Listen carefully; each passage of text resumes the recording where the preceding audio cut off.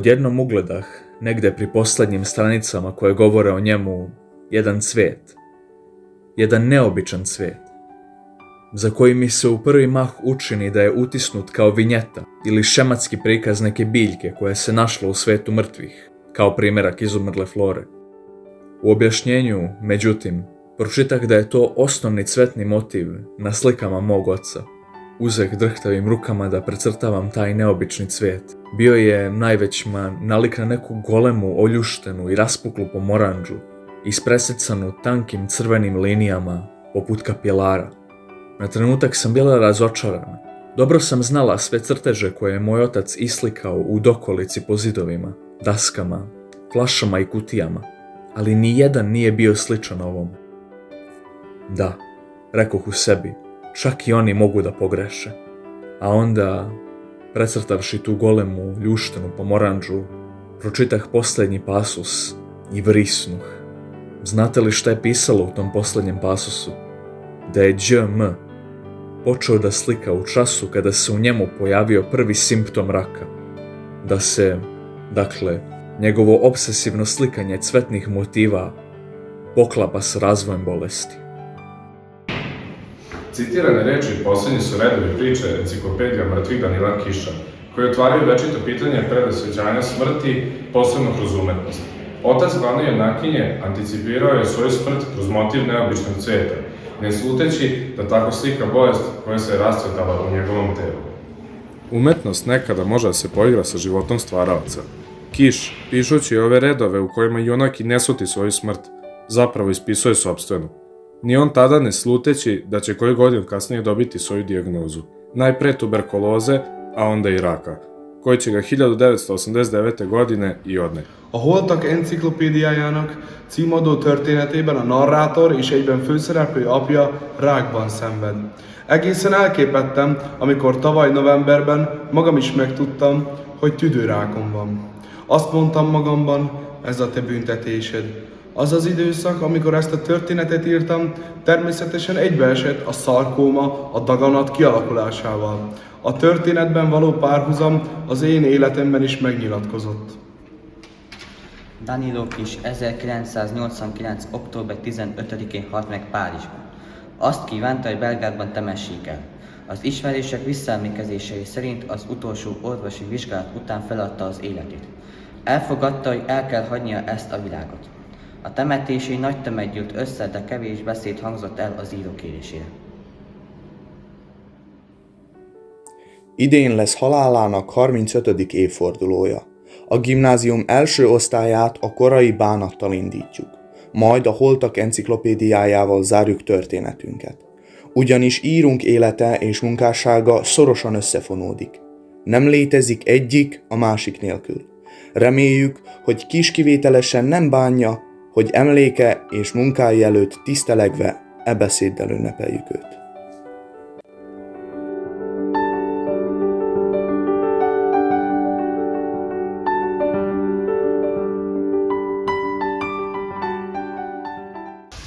Posljednje godine svog života Kiš je proveo u Parizu, ali je živeo u različitim delovima Evrope. Strasburgu, Beogradu, Cetinju, Novom Sadu. Veliko i teško životno iskustvo stekao je već kao dečak, u vrtlogu Drugog svjetskog rata, čime će ispisivati stranice svoje književnosti. A sve je počelo u Subotici, mestu gdje je 1935. godine i rođen. U tom se gradu, dakle, zbile dve krucijalne činjenice moga života, što ih je udesio Bog ili slučaj. Tu su se susreli moj otac Eduard Kiš, viši inspektor državnih železnica i pisac jugoslovenskog reda vožnje železničkog, autobuskog, brodskog i avionskog saobraćaja. I moja majka Milica Dragičević, crnogorska lepotica. Prvi put daleko od svog rodnog Cetinja, u posjeti kod svoje sestre. Susret redak, možda jedinstven u ono vreme.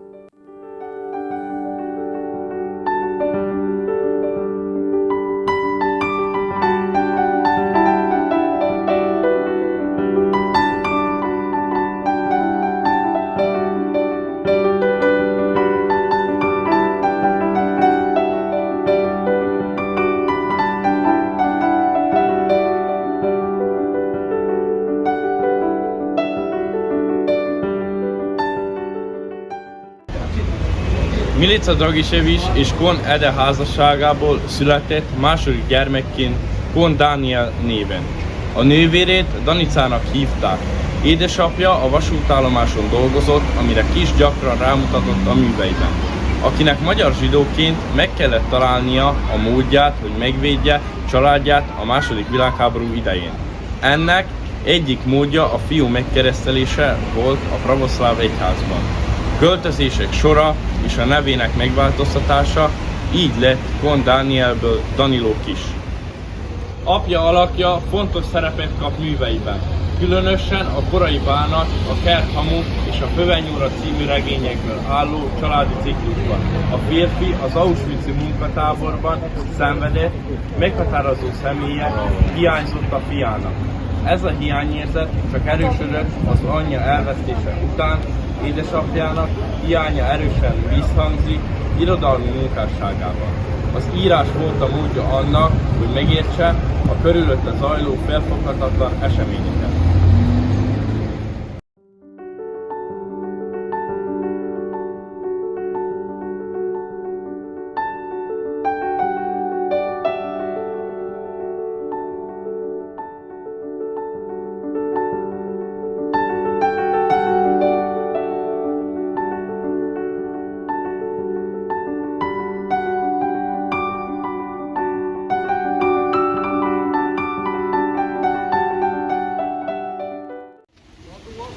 Kiss az első műveit alig 9 évesen írta magyar nyelven.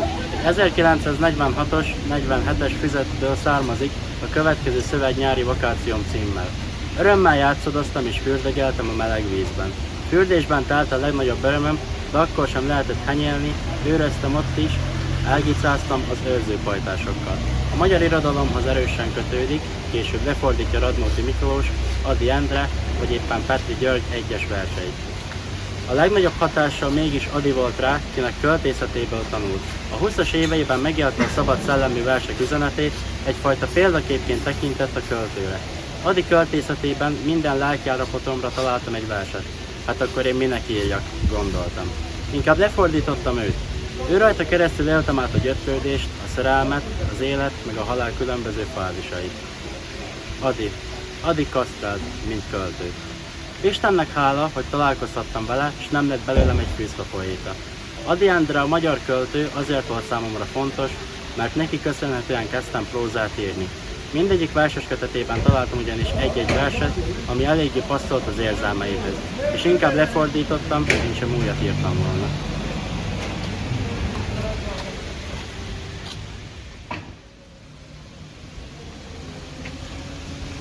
Te prve pesme bile su o hlebu i ljubavi.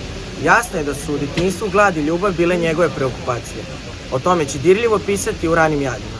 Posebno u priči od koje se crveni, u kojoj glavni junak Andrea sam sanja majčin topli domaći hleb, a isto to čitamo i u gorkom talogu iskustva.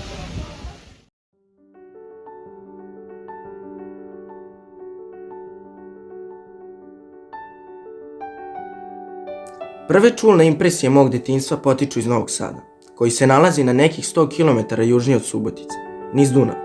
Mirisi, ukusi, boje.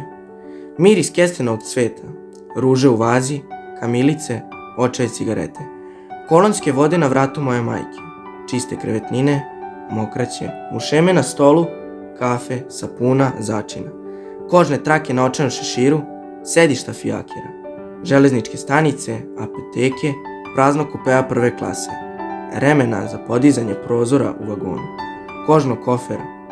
Sve su nam to poznati motivi iz ranih jada. Danilo Kiss a középiskolát Cetinjében fejezi be. Állítása szerint a szigor és fegyelem, valamint az esős város miatt kénytelen volt a fényt az irodalomban keresni. Tehát rengeteget olvasott és lassan készült a belgrádi írói életre. Stilisztikai gyakorlatként már fiatalon fordított francia, magyar és orosz nyelvről, ezzel fejlesztve az írói készségeit. A tanulmányai során is az íróvá válás útján jár. A Belgrádi Egyetemen első diákként szerez diplomát összehasonlító irodalomtudományból, és már ekkor részese a bohém irodalmi belgrádi életnek.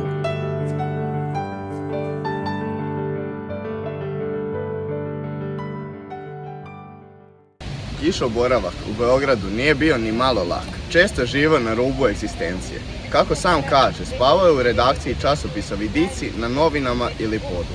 Ipak, i tad je kao prevodilac, pisac i esejista bio zaista vredan. Tokom tih godina oženit će se Mirjanom Mijočinović, sa kojom će provesti veći deo svog života i koja se do dan danas bavi očuvanjem njegovog lika i dela. Nečija prisutnost u školskoj lektiri sama je po sebi dovoljna da pomislimo da je pisac slavljen, voljen, veliki i usvoja, ali u sva buduća vremena. Biografije tih ljudi često nas ospore. Tako je bilo i sa Danijelom Kišom.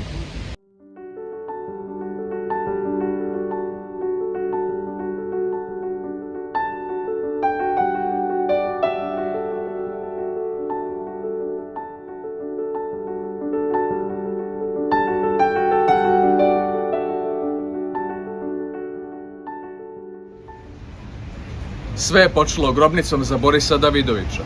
Kiš je tada optužen za plagijat.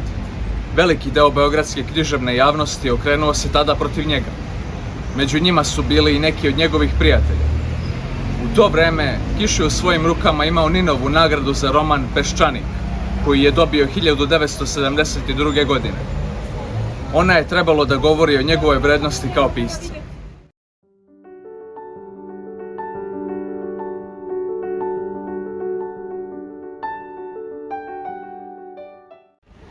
Ipak, nekome je zasmetala Kišova kritička nastrojenost u delima koje je kasnije pisao, te se bura oko priča iz grobnice snažno podigla. Kiš će tada vratiti Ninovu nagradu, jer će se osjećati izdanim. Kažu svedoci da je to zbog toga što su upravo u ovom časopisu izlazili tekstovi protiv njegovog rada. Biće prvi u istoriji dodeljivanja nagrade koji je priznanje vratio.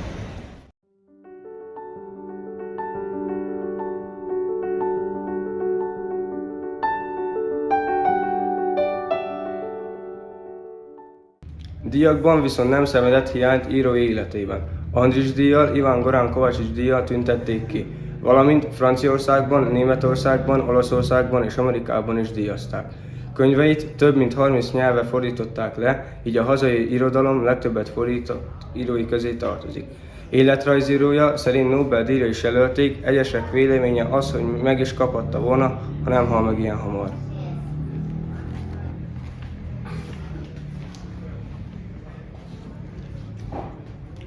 Kist nagyon rosszul érintette ez az irodalmi igazságtalanság. Ennek hatására írta meg az Anatómiai Lecke című könyvet, melyben részletesen bemutatta saját poétikáját. Ezt a művet az egyik legnagyobb polemikus esszékönyvnek tartják. A rágalmazás következményeként Franciaországba költözött hosszú időre, ott élt egészen a haláláig.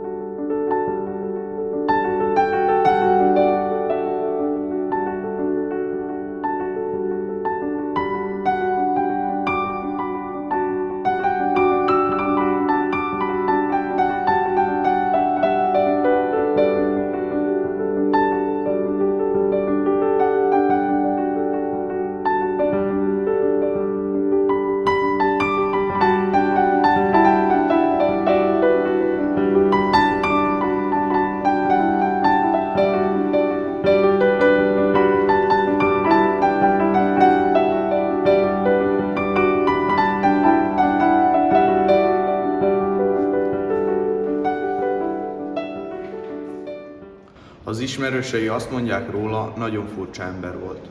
Tudott viccelődni, és kitűnt a társaságban. Egy alkalommal egy török íróval beszélgetett az irodalomról, anélkül, hogy egy szót is tudott volna törökül, vagy olyan nyelven, melyet mindketten beszéltek volna. Felsoroltak írókat, majd a kezükkel mutatták meg, hogy tetszik-e neki, vagy sem. Azzal a vággyal írt, hogy világos és érthető legyen, és hogy ne találjon ki dolgokat. Ettől félt. Ezért alkotott, mert szüksége volt rá, nem azért, hogy emlékezzenek rá. A Tanácsok egy fiatal írónak című művében írja, ne higgy az író halhatatlanságában. Ez a professzori ostobaság. Emléke mégis köztünk jár még ma is, hiszen Danilo Kis 35 évvel a halála után továbbra is ott él a könyveink lapjain. Nemam dece i ova čudna rasa ugasit će se sa mnom. Sa tim dvema religijama spojila se u izvesnom trenutku treća, katoličanstvo, kojem su me učili u školi u Mađarskoj. Susret između dva slična i zbog mnogih strana različita sveta, svest o ovoj dvostrukoj pripadnosti bila je kao šok, naročito posle rata. S jedne strane, epska tradicija srpskih junačkih pesama koju mi je prenela moja majka, zajedno sa oporom balkanskom realnošću. S druge, srednjoevropska literatura i dekadentna i barokna mađarska poezija. U ovu mešavinu, načinjenu od sudara i kontradikcija, uključit će se moje jevrejsko biće, ne u religioznom smislu, već u jednoj suštinski kulturnoj optici, kao istraživača.